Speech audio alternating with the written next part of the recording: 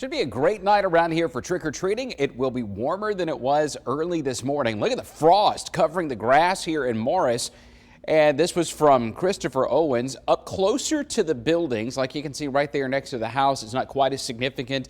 The mums did just fine, but out here in the open, that's the place where the air is the coldest, that's where the ground gets the coldest, and that's where the frost is most likely. And we very well could get there again tomorrow morning in a lot of the same places. Aniana had 32, Ohatchee had 33, Sylacauga 34, Tuscaloosa 36, and Birmingham down to 37 this morning. The coldest weather we've had in Birmingham since going back to April, and we will be close to that again early Saturday morning. There's a frost advisory for all of the counties that are highlighted in blue. That includes all of the Birmingham Metro, Jefferson, Shelby, St. Clair, Blount, over to Talladega County, Calhoun, Etowah, Cherokee, Clay, Randolph, and then Walker County, Winston, Marion, Lamar, and Fayette. Now, you may notice that there's a whole lot of counties in North Alabama that are not involved in that.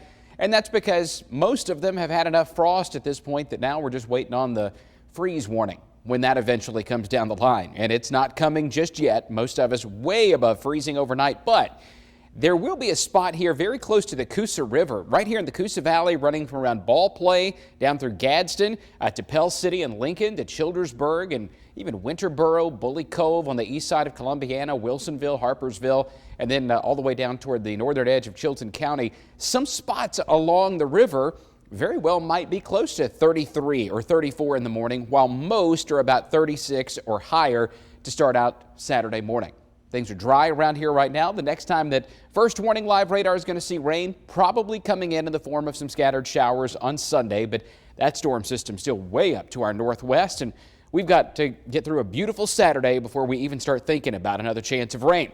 Frosty tomorrow morning. We're down to 39 to start Saturday, but in the low to mid 60s tomorrow afternoon. I think our high gets up around 66, maybe 67 in some places, with clouds gradually increasing later in the day. Some showers are possible on Sunday. The best chance of rain is going to be from around, I say, Jasper and Fayette, Birmingham, Hoover, Alabaster, Sylacauga, Lineville northward. And the farther north and east you go, the better that chance is going to be, where we deal with some spotty light rain, mainly closer to I-20, but it does get scattered to maybe a bit more widespread up toward Huntsville and Scottsboro and into Fort Payne, maybe even as far south as Gadsden.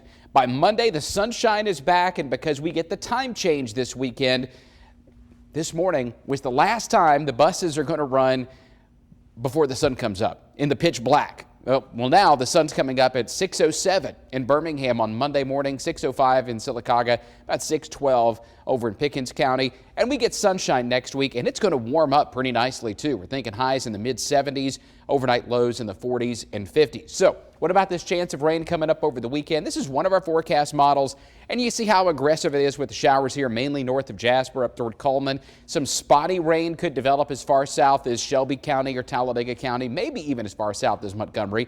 But I don't expect all of us to get significant rain. In fact, if you get anything at all, it's probably on the order of maybe a tenth to a quarter of an inch of total rainfall over the weekend.